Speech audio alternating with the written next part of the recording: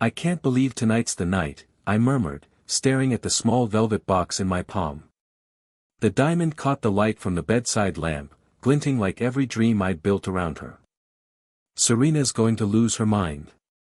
Anna laughed softly from across the room. You sure you're ready, Ethan? This is big. Ready? I smiled.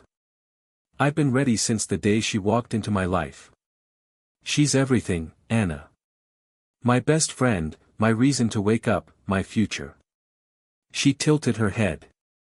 You sound like a man already married. That's the plan. I exhaled, pocketing the ring. Dinner's at 7. I'll propose after dessert, romantic, private, just us. Anna gave me a quick hug. Then go get your forever. I didn't know forever had an expiration date. The restaurant buzzed with laughter and candlelight, but my mind was fixed on one thing, her. Serena.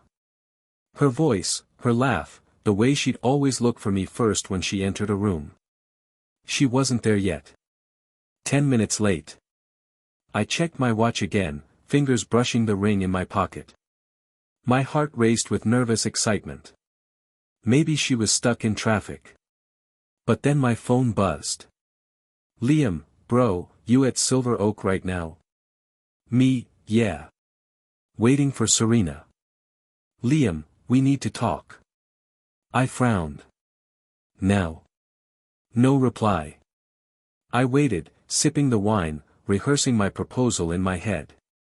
I even imagined her tears when I'd go down on one knee. But when half an hour passed, I couldn't sit still. Something felt off. My chest tightened, not from nerves, but from something darker. I paid the bill, pocketed the ring, and walked out into the cold night. Her apartment lights were on. Serena? I called, knocking lightly. No answer. The door wasn't locked. I stepped inside. The air smelled like her perfume, lavender and something sweet, but the laughter echoing from the bedroom wasn't mine. I froze. Liam, she whispered. Stop, someone might. Relax, his voice answered, low and familiar. He's probably still at the restaurant. The ring box slipped from my hand. It hit the floor with a soft thud, and everything in me broke with it. I don't remember walking to the doorway. I just stood there, staring. Serena's hair spilled across the sheets, Liam's arm draped over her bare shoulder. Their eyes widened at the same time. Ethan, Serena gasped, pulling the blanket around herself. It's not. Not what it looks like. My voice was hollow, unrecognizable. Because it looks like my best friend is screwing my fiancée. Liam stood up, hands raised. Listen, man. Don't call me that, I snapped. My throat burned. How long? They said nothing. Silence screamed louder than any confession. How long? Serena started crying. It just happened. I laughed, a bitter, cracked sound. You don't just happen into betrayal. Liam took a step forward. Ethan, calm down. You're not thinking straight. Oh, I'm thinking perfectly straight. I just can't decide which of you disgusts me more. Please, Serena whispered, eyes wet. It didn't mean anything. Didn't mean anything. My vision blurred. You were my everything. I gave you all of me, my trust, my plans, my damn future. She flinched at my tone. Liam looked away, jaw tight. I was going to propose tonight, I said quietly, reaching into my pocket. The ring felt heavy now, useless. Do you know that? I thought love was enough. Guess I was wrong. Ethan, Save it, I cut her off. I hope it was worth it. The room tilted. My chest ached, sharp, crushing pain that made it hard to breathe. Ethan. Serena's voice trembled. You're pale, are you okay? Do I look okay? I laughed again, clutching my chest. You killed me long before this pain did. Sit down. Liam shouted, stepping forward, panic replacing guilt. Ethan, man, breathe. I stumbled backward, gripping the doorframe. My heartbeat thundered in my ears. Don't touch me. Call an ambulance. Serena screamed. My vision tunneled. The room dimmed, their voices stretching like echoes underwater. I loved you, I whispered, not sure which of them I was saying it to. Maybe to the ghost of what we were. Serena sobbed. Please, Ethan, don't, please. Her face blurred, her voice fading into static. My body gave up before my heart did. I fell, the cold floor meeting me with finality. For a second, I saw the ring box beside me, open, the diamond catching the light one last time. Then everything went silent. Even as darkness closed in, I remember one last thought slipping through, maybe love was never meant to save me. Maybe it was meant to destroy me. And with that, I let go. Ethan, breathe. The voice was soft, distant, but familiar. I gasped, my lungs burning as light pierced through my eyelids. I expected hospital beeps, sterile air, pain. But instead, I smelled coffee. Fresh, rich, comforting. My eyes flew open. The ceiling fan spun lazily above me, the same one from my old apartment. My old apartment. I sat up, heart pounding. No way, I whispered. The couch, the messy coffee table, the clock on the wall, everything was exactly as it had been a year ago. Even the damn stain on the carpet from that time Serena spilled wine. Ethan. Her voice floated from the kitchen. I froze. That voice. Morning, sleepyhead, Serena called, walking in with 2 mugs in hand. She wore the same lilac robe, the one she stopped wearing months before the betrayal. Her hair, tied loosely, framed that easy smile I used to live for. My throat went dry. Serena. She tilted her head. You okay? You look like you've seen a ghost. My voice cracked. What day is it? She laughed. You forgot. It's March 10th. Friday. You have that meeting with Liam at noon, remember? March 10th. 1 year before she destroyed me. I gripped the couch to steady myself. I need a minute. She frowned, setting the coffee on the table. Ethan, you're pale. Did you sleep at all last night? I stared at her, words stuck somewhere between rage and disbelief. She was right there, warm, alive, pretending to love me like nothing ever happened. I'll be fine, I muttered, forcing a smile. Just a weird dream. Want to talk about it? No, I said quickly. Not this one. She shrugged, leaning down to kiss my forehead. The same tenderness that once meant everything now made my skin crawl. You're acting strange, Ethan. I guess I just need coffee.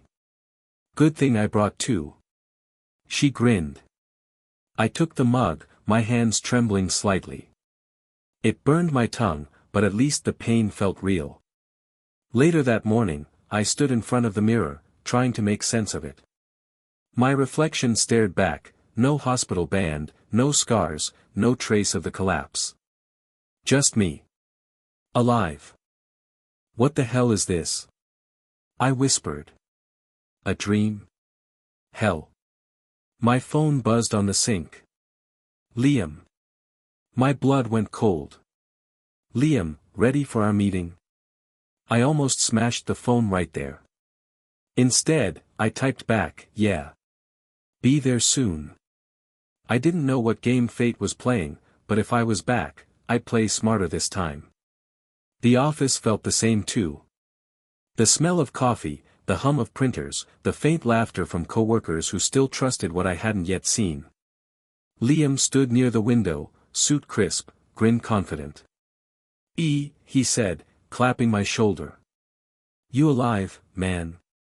You look rough. I could say the same, I muttered. He laughed. Late night with Serena again? Something inside me snapped, but I forced a smirk. Yeah. Something like that. He handed me a file. You ready for the investor pitch next week? This could change everything for us. Yeah, I said, taking the file without looking at it. Everything.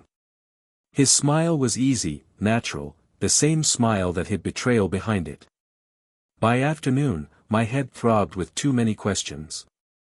I needed answers, or at least someone who wouldn't call me insane. That's how I ended up sitting in Dr. Callan Reed's office. The same psychiatrist I'd seen briefly after Dad's death years ago. He looked up from his notes, eyes kind but sharp. It's been a while, Ethan. What brings you back? I died, I said flatly. He blinked once, then closed his notebook. I'm listening. I told him everything, Serena, Liam, the betrayal, the collapse, waking up here. He didn't interrupt once. When I finally stopped, the silence pressed heavy between us. You believe time rewound? He asked gently. I don't know what I believe, I said. But everything's the same. Down to the coffee stain on the rug. The messages, the dates, it's all exact. Either I've lost my mind, or the universe gave me a second chance. And what will you do with that chance? I looked out the window. Find the truth. This time, I'm not walking blind into her lies. Callan leaned forward. Be careful, Ethan. When people think they've escaped death, they often start mistaking vengeance for purpose. I met his gaze. Maybe vengeance is the only purpose I have left. He sighed. Then promise me one thing. Don't lose yourself again. I stood, straightening my jacket. That version of me already died. When I left his office, the city lights flickered like distant stars. I checked my phone, a message from Serena. Serena, dinner at 8. I miss you already, Red Heart. I stared at the screen, my pulse steady now. Dinner? Sure. But this time, I wouldn't be the one getting surprised. I made pancakes, Serena said, flipping one onto my plate with that same bright smile. Extra syrup, just how you like them. I forced a grin. You remembered. Of course I did. She leaned in to kiss my cheek. You've been so quiet lately. Everything okay? Yeah, I said, cutting into the pancake. Just thinking about work. Liam giving you trouble again? My grip on the fork tightened. No. Liam's fine. She poured herself coffee, humming softly. Same song she used to hum when she thought no one was listening, some old tune that once felt like home. Now it scraped against my nerves. You sure you're okay? She pressed. You've been different. I'm fine, I said, smiling just enough to make it believable. Just focused. If she noticed how hollow my smile was, she didn't show it. The day dragged. Every word, every gesture, I started watching instead of feeling. At lunch, I watched her phone light up on the counter. Marcus Trent. The name flickered before she flipped it face down. Work? I asked casually. She hesitated, just long enough to confirm what I already knew. Yeah. Marcus just wants an update on the project. Must be urgent, I said. He's been calling a lot lately. She frowned. You've noticed? I notice everything. Her lips parted, but no sound came out. I smiled faintly and went back to eating. By afternoon, I had a plan. If fate had thrown me back into this mess, I wasn't wasting it crying. I wanted truth, every ugly piece of it. I started writing it all down. Times, words, gestures, anything off. Her new perfume she hadn't worn last year. The way she texted with her phone tilted away. The late meetings that didn't exist on her calendar. Page after page, I built my own evidence. That evening, we went out to dinner. Serena was radiant, laughing too loud, touching my arm too often. Anyone watching would think we were the perfect couple. So, she said between bites, Marcus is hosting a small work dinner next Friday. I might have to stay late. Marcus again, I murmured. She smiled. Don't start. He's my boss. I'm not starting, I said lightly. I just find it interesting you talk more about him than me these days. She rolled her eyes. You're being paranoid. Maybe. I leaned back, watching her expression shift. Maybe I've just learned to pay attention. Ethan, please, she said, lowering her voice. You're acting weird. I smiled. Weird how? Like you don't trust me. I met her gaze. Do I have a reason not to? The silence stretched. She looked away first. Later that night, as she showered, I opened her phone. I hated myself for it, or maybe I didn't anymore. No lock.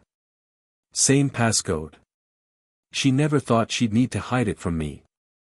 Her messages glowed on the screen. Marcus T, dinner was amazing. You looked incredible tonight. Her reply, wish I could stay longer. Soon. I closed my eyes, my pulse steady. No shock this time. Just confirmation. When she stepped out, towel around her, I was sitting on the edge of the bed. Everything okay? She asked. Yeah. I smiled faintly. Just tired. Then come to bed. I will. You go first. She slid under the covers, reaching for me. I hesitated, just long enough for her to notice. You're sure we're okay? She whispered. Perfect, I said softly. We're perfect. Her smile returned. Lies always sounded better when whispered in the dark. The next morning, I met Liam for coffee. Man, you look exhausted, he said. Everything good with Serena? Never better, I said. You know Marcus Trent? He nodded. Her boss. Yeah, met him once. Slick guy. Why? Just curious, I said. He seems close to her. Liam shrugged. Office politics, I guess. I stirred my coffee slowly. Maybe. Why do you ask? Because I don't make the same mistake twice, I said quietly. He frowned. What's that supposed to mean? I smiled. Nothing. Just thinking out loud. That night, I added a new line to my notes. Marcus Trent, dinner Friday. 8 p.m. Serena's dress, black. Smile, rehearsed. Every lie had a pattern. I just had to trace it. When Serena called from the bedroom, babe, come here. I closed the notebook. Coming, I said, slipping the pen into my pocket. My reflection in the mirror caught my eye, calm, cold, patient. This time, I wasn't the fool in love. I was the man taking notes on the crime scene. Morning, man. Liam's voice sounded off, too light, too rehearsed. Morning, I said, sipping my coffee. Rough night? He laughed nervously. You could say that. Late work calls. You know how it is. Yeah, I said slowly, watching his eyes dart away. I know exactly how it is. He shifted in his chair, pretending to check his phone. So, how's Serena? Why? He froze. Just asking. Right. I smiled faintly. You've always been good at just asking. He forced a laugh. You sound suspicious. I sound awake. His brow creased, but he said nothing. I could see it, guilt hiding under his skin, itching to confess but too afraid to bleed. That evening, Serena walked in later than usual, perfume stronger than before, smile too wide. Sorry, the meeting ran late again, she said, tossing her purse on the counter. With Marcus? I asked casually. Who else? She replied, a little too fast. Liam didn't mention it, I said, watching her pause mid-step. Liam, she repeated. Why would he? Good question, I said, setting down my pen. Why would he? She blinked, forcing a laugh. You're weird tonight. Maybe I've been paying attention, I said quietly. Her eyes flickered, confusion, maybe fear. You need rest. Probably, I agreed. Rest helps when everything starts to look too familiar. The next day, Olivia called. Serena's younger sister. Sweet, blunt, honest, the opposite of her. Ethan, she said, voice low. Can I ask you something? Sure. Is Serena seeing someone? The question hit like a whisper I already knew by heart. Why do you ask? She's different. Always hiding her phone, lying about where she's going. I heard her on a call last week, she mentioned Marcus. Sounded intimate. I smiled without humor. You're observant. I just don't want you hurt, she said. You're a good guy. Was, I murmured. Now I'm something else. What do you mean? Nothing, I said, soft but sharp. Thanks for calling, Olivia. Ethan, if she's... I'll handle it. She hesitated. Be careful. I am, I said. For the first time, I really am. That night, I decided to stop guessing. I followed her. Her car pulled out of the driveway at 8:13 p.m., 15 minutes earlier than her supposed work dinner. I kept my headlights off, trailing her through the quiet streets. My pulse was calm. No shaking, no panic. Just silence, cold and absolute. She parked outside a private lounge, the kind where shadows held secrets. Liam's car was already there. I sat in my car across the street, watching through the glass. Serena leaned close to him, whispering something that made him laugh nervously. She touched his arm, the same gesture, the same deceit. It felt like watching a rerun of my own death. Liam glanced toward the window once, eyes wide, maybe sensing me, maybe guilt bleeding through instinct. I didn't move. I wanted him to see me. To know I was there. Serena turned slightly, following his gaze, but I ducked my head just enough to let them wonder, not know. Fear is more effective when it's uncertain. When she came home hours later, I was waiting on the couch, the lamp on, pretending to read. She froze at the doorway. You're still up? Couldn't sleep. I looked up. How was the meeting? Productive. With Marcus? Yeah. Her eyes flicked away. Why? I smiled faintly. No reason. Just making sure he's keeping you busy. She forced a laugh. You sound jealous. Do I? Totally, she said, trying to sound playful. You've been acting so strange lately. I guess stress makes me weird. Well, relax. Everything's fine. Of course, I said softly. Everything's perfect. She kissed my cheek and walked toward the bedroom.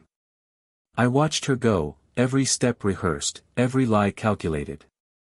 When the door closed, I whispered to the empty room, you have no idea how much I already know. The next morning, Liam called. Hey, he said quickly. Can we talk? About Serena? He stuttered. No, well, yes, but it's complicated. I'm listening. It's not what you think. Then what is it? She's not. Careful, I cut him off. You're starting to sound guilty. Ethan, I swear. I hung up. His panic was enough for now. Olivia texted me later that afternoon, you were right. Serena's lying to me too. She told Mom she was in a meeting, but she was downtown. I saw her. Thanks, I replied. Don't tell her you spoke to me. You're scaring me a little, she sent back. Good, I typed. Fear keeps people honest. That evening, I sat at my desk, writing again. Liam, afraid to speak. Serena, still lying. Olivia, suspicious. I added one final line, the game has begun. When Serena walked in, smiling like she hadn't just spent the night pretending, I looked up and said, "You're late." She laughed. Traffic. Of course, I said, closing my notebook. There's always traffic on the road to betrayal. What? Nothing, I said. Dinner's on the table. Her smile faltered for a second, then returned, too practiced to be real. As she walked away, I saw the smallest tremor in her hand. Good. She was starting to feel it, the same unease I once drowned in. Only this time, I was the one holding the strings. Dr. Reed's office always smelled like disinfectant and stale coffee, a strange mix that somehow matched my state of mind. I sat there, staring at the same clock that had ticked away 1,000 silent thoughts. The door creaked open. Ethan. You're early today, Dr. Reed said. I didn't have anywhere else to be, I muttered, forcing a half smile. He nodded. Good. I want you to meet someone before our session. I frowned. Someone? Before I could ask, a soft voice came from behind him. Hi, I'm Maya. I turned. She looked calm. Not happy, not broken, just steady, like someone who had learned how to breathe after drowning. Dr. Reed gestured. Maya's been through something similar. I thought you two might talk. Sometimes healing happens faster when pain speaks the same language. I gave him a skeptical look. You're turning this into a group session now? Maya smiled faintly. Don't worry. I don't bite. I shrugged. Good. Because I don't talk much. Perfect, she said. I talk enough for both of us. Something in her tone, soft but sharp, made me laugh before I could stop myself. It felt foreign, that sound. She noticed. See? You can still do it. Do what? Laugh. I was starting to think you forgot how. I stared at her, trying to place that quiet confidence. You seem too comfortable around strangers. I'm not, she said. But pain makes strangers familiar, doesn't it? That line hit deeper than I expected. Yeah, I murmured. It does. Dr. Reed left us alone after that, pretending to check his schedule. The room fell silent except for the faint hum of the air conditioner. So, Maya said, breaking it, what did your ex do? I hesitated. You start. Fair enough. She crossed her arms. He was my business partner. We built a marketing firm from scratch. One day, I found out he'd been funneling company funds into his new startup. And his new startup had a familiar co-founder, my best friend. I winced. That's brutal. Yeah. I lost everything. Clients, reputation, friends. But not my sense of sarcasm. I smirked. That's impressive. Your turn, she said, leaning forward slightly. What did she do? The question burned. She lied, I said simply. Every day. And when I found out, I died. Maya blinked. You mean metaphorically, right? Mostly. I looked at the floor. There was a car crash. Everyone thought I didn't make it. I let them. Her voice softened. You wanted to disappear. I did disappear. Easier than facing what was left. For a long moment, she didn't speak. Then she said, you sound like someone who's been living in the ashes too long. I chuckled dryly. And you sound like someone who reads too many therapy books. Touché. She smiled again, small but real. So what now? Planning revenge? I admitted. It was the only thing keeping me upright. But now? I'm not sure anymore. Good, she said immediately. Because revenge feeds the fire that burned you. Healing puts it out. Easier said than done. Of course. That's why people like me and you end up in Dr. Reed's waiting room. I looked at her, really looked. There was a steadiness in her eyes, not pity, not curiosity. Just understanding. Do you actually believe people change? I asked. She nodded. I believe pain changes them first. The rest is a choice. I leaned back, exhaling. You sound like someone who's already forgiven. Not even close, she said. But I stopped letting their betrayal define me. Something stirred inside me, something quiet but alive. I don't know how to do that yet. You start small, Maya said. You stop replaying their lies in your head. You stop giving them space in your peace. Peace, I repeated, almost like a foreign word. She smiled gently. It's not as impossible as it sounds. We talked for another hour. About stupid things, favorite books, the comfort of late-night walks, the way silence feels heavier when you're alone. Somewhere between the laughter and the pauses, something in me shifted. As we stood to leave, she said, "Hey, Ethan. Yeah. You're not broken. You're rebuilding." I froze. You sound sure. I am, she said, stepping toward the door. Because I was there once too. I wanted to thank her, but the words stuck in my throat. She gave me one last smile and left the room, leaving the faint scent of lavender and hope behind. Dr. Reed returned, raising an eyebrow. So? How'd it go? I sank back into the chair. Strangely, good. He smiled. Maya has that effect. I nodded slowly. She reminded me something I'd forgotten. Oh. What's that? That silence doesn't mean peace, but talking might. Dr. Reed leaned forward. And how do you feel right now? I looked out the window, watching the sunlight break through the blinds. Alive. For the first time since I died, I feel alive. He smiled quietly. Then maybe you're ready to start living again. I left the office with lighter steps than I'd had in months. The world outside wasn't brighter, I just wasn't hiding from it anymore. For the first time, I wasn't walking toward revenge. I was walking toward myself. It started with one email. One simple attachment, sent from an address that didn't exist the day before.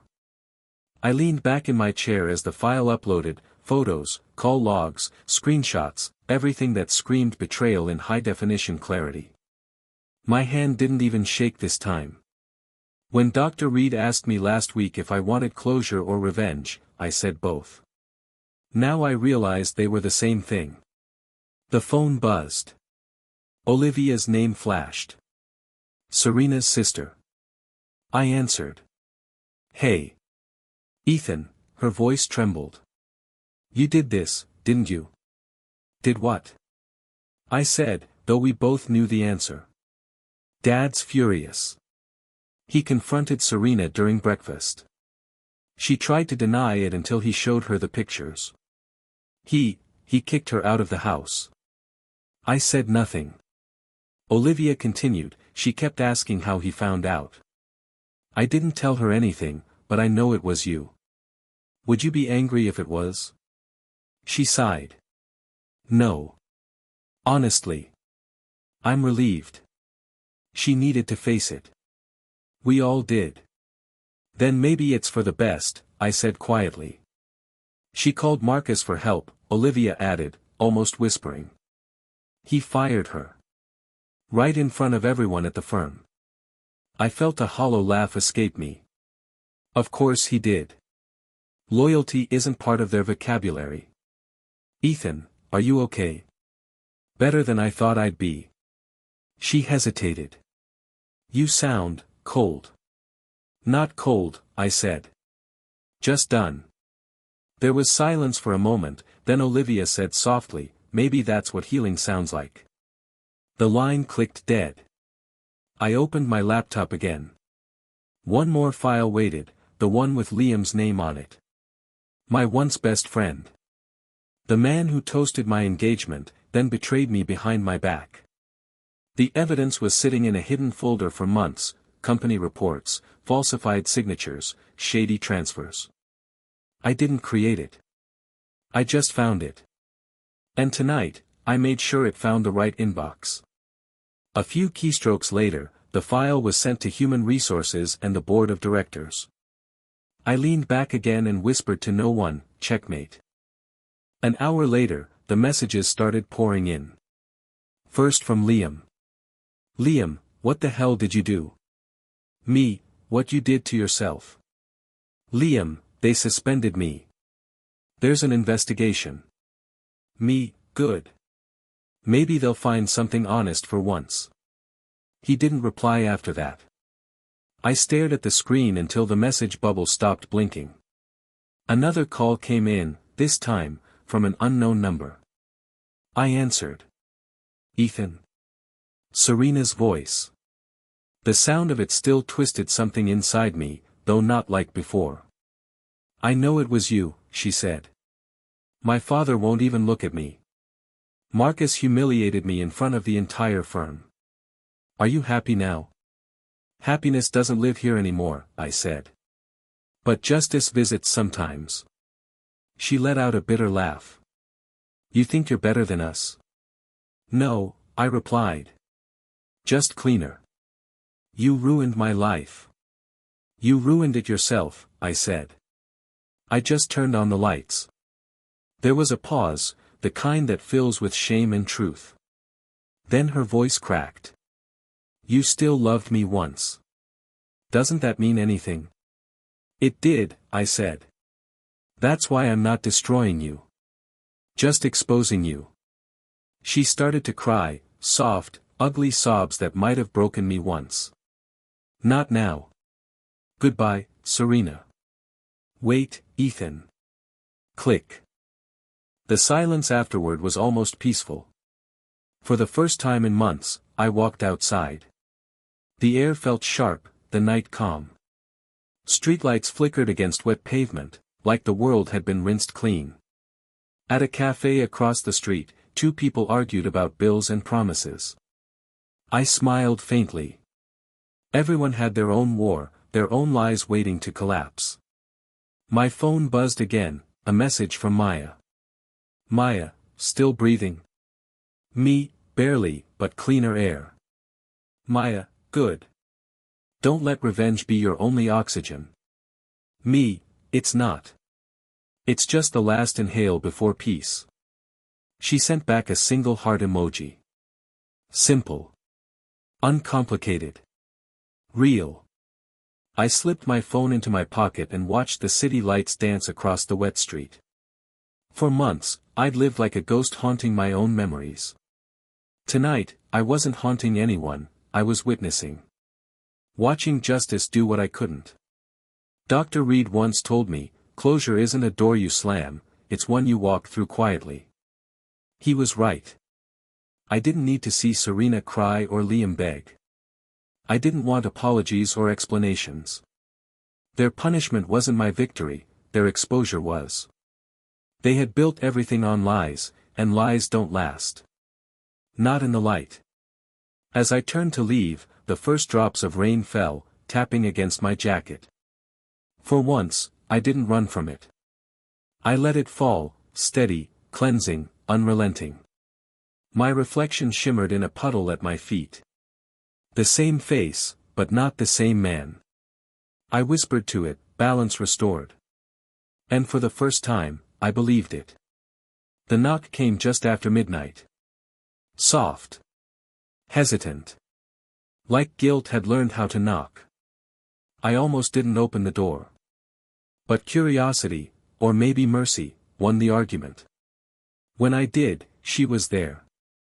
Serena. Her hair was messy, eyes swollen, lips trembling. She looked nothing like the woman who once smiled in candlelight and promised forever. Ethan, her voice cracked. Can I come in? I leaned on the doorframe. Why? Please. Just for a minute. I stepped aside. She walked in slowly, like the walls themselves judged her. The silence between us was heavy, not angry, just final. She turned to face me, hands twisting in front of her. You're still the same, she whispered. No, I said. You just never noticed who I was. She swallowed hard. I know I don't deserve to be here. But I needed to see you. For closure? I asked. She nodded. For forgiveness. I laughed quietly. Forgiveness? Her eyes filled again. I lost everything, Ethan. My job, my reputation, my family won't even speak to me. I don't know who I am anymore. Maybe that's your chance to find out, I said. I made mistakes, she whispered. Big ones. But I've changed. I tilted my head. Changed, or just punished? She blinked fast. I've been trying to understand why I did it. Why I hurt you. You wanted what you couldn't keep, I said calmly. And you thought love would wait. Her lip quivered. Do you hate me? I shook my head. No. She looked confused. Then why do you sound so cold? Because hate means I still care, I said. And I don't. That hit her harder than shouting ever could. Her shoulders dropped. I'm not asking you to love me again, she said softly. Just, to remember me as more than a mistake. I took a slow breath. You were never a mistake, Serena. You were a lesson. The kind that hurts until it doesn't. Her tears fell silently. I didn't mean for it to go that far. I thought Liam cared, but he... Stop, I said gently. Don't make him your excuse. She wiped her face. You sound different. Older. Death does that, I said. She froze, eyes wide. What? Nothing, I murmured. Just a figure of speech. But I saw the flicker of confusion, like a piece of her sensed the truth, that I wasn't the same man who'd fallen apart in front of her a year ago. She stepped closer. I dream about you sometimes, she whispered. You're always walking away, and I can't reach you. That's because I already left, I said. She winced. Do you really feel nothing? Nothing worth naming, I said. She looked around my apartment, her gaze landing on the small plant by the window, one she had given me once. You kept that? It survived, I said. That's enough reason. She smiled faintly. You used to talk to it. Said it was your therapy. I shrugged. It listens better than people. She gave a small, broken laugh. You really have changed. I had to, I said. You don't walk through fire and come out wearing the same skin. She took a shaky step forward. Is there someone else? Yes. Her lips parted, the question she didn't want to ask hanging between us. She helped me remember who I am, I said. And she never asked me to forget who I was. Maya, Serena whispered, almost like the name hurt to say. I didn't answer. She already knew. I'm happy for you, she said finally, though her voice betrayed her. I hope you mean that, I said. She nodded slowly. I do. Even if it kills me to say it. It won't, I said.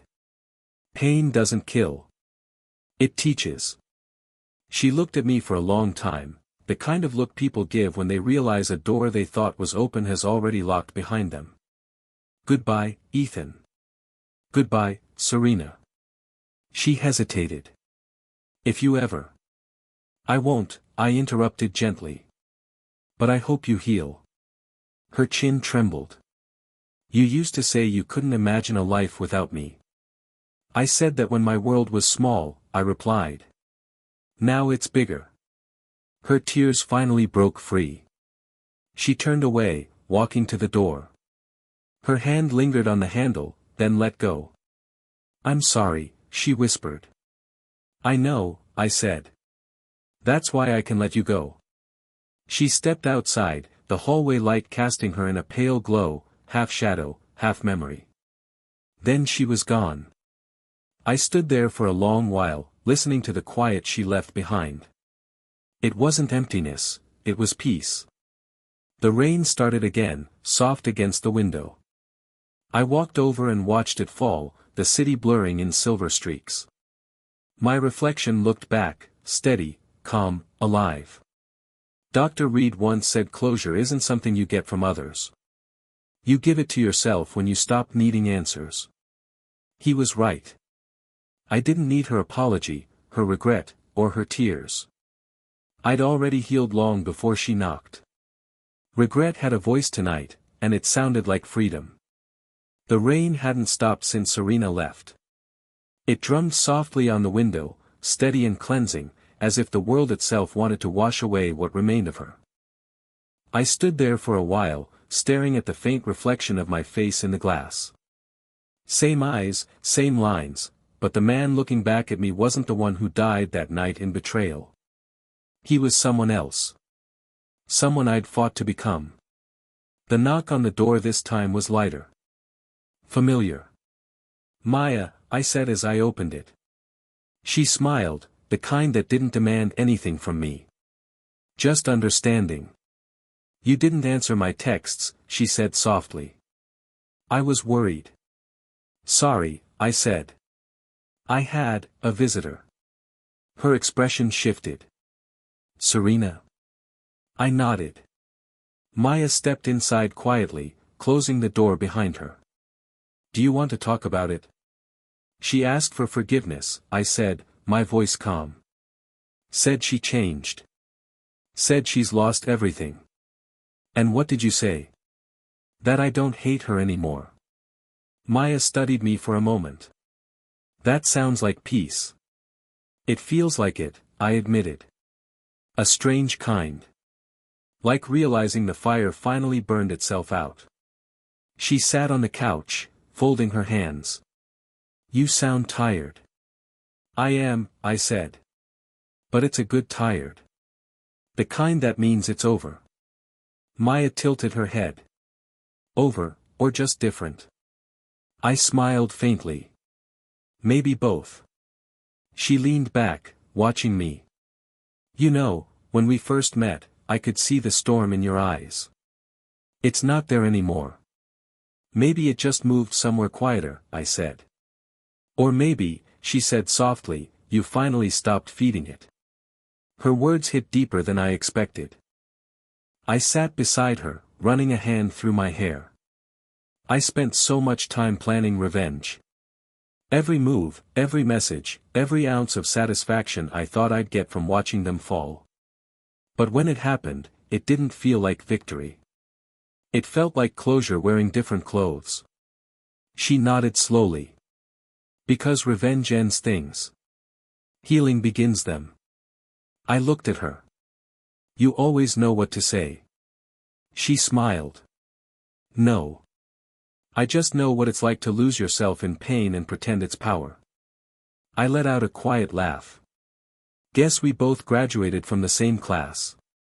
Except you didn't just survive, she said. You rebuilt. I turned toward the window again. It's strange, isn't it?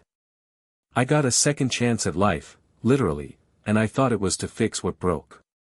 But it wasn't. Maya frowned slightly. Then what was it for? To learn, I said. That not everything broken needs fixing. Some things just need letting go.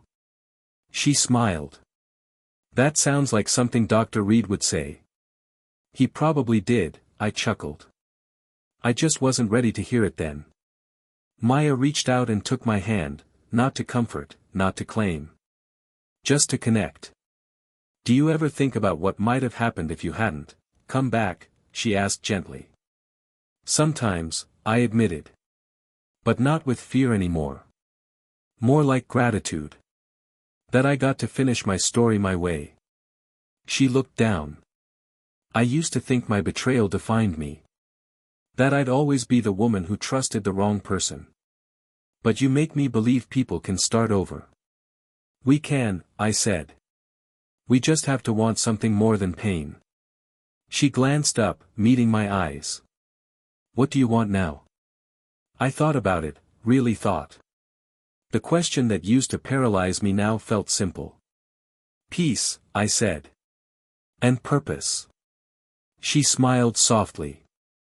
That sounds like the man I met in Dr. Reed's waiting room. That man was still bleeding, I said. This one. I think he's finally healed. We sat there for a while in silence, listening to the rain. It wasn't heavy anymore, just steady, rhythmic, patient. Maya stood and walked to the window. You ever notice how rain always sounds different after a storm? I joined her. How so? It's softer, she said. Like it knows the worst has already passed. I smiled. Then maybe it's saying thank you. She turned to me. For what? For surviving it, I said. Her eyes softened. You really are different now. I had to be, I said. The man I was wouldn't have survived the truth. The man I became learned to live with it. She reached out, brushing her fingers lightly over mine. And now? Now, I said quietly, I just want to live without waiting for pain to come back. Then stop waiting, she whispered. Something inside me finally loosened, the last thread of guilt, maybe, or grief. I didn't know which. I turned to her fully. You know, I used to think second chances were about rewriting mistakes. And now, she asked. Now I think they're about rewriting ourselves. She smiled, and it wasn't the kind of smile that needed words to fill the space after. I walked to the door, opened it slightly, and stepped out under the rain. It wasn't cold anymore. Just clean. Maya joined me, standing beside me as water streaked down her hair and face. You're insane, she laughed softly. Maybe, I said. But alive. She reached up, her hand brushing my cheek. That's what matters. We stood there in the rain, no promises, no past, just presence. And in that moment, I understood what the second dawn of my life was really for. Not to win. Not to prove. Just to begin again. As the clouds cleared and the city lights shimmered through the mist, I whispered to myself, I'm not the man who died of heartbreak. Maya looked at me, eyes bright. Who are you then? The man who was reborn through it, I said. She smiled, and I realized, this was what peace felt like. Not the absence of pain, but the quiet after forgiving yourself for feeling it. The night settled around us like a promise, gentle, patient, infinite. I took one last look at the world that had broken me and rebuilt me, and I said softly, I'm finally home.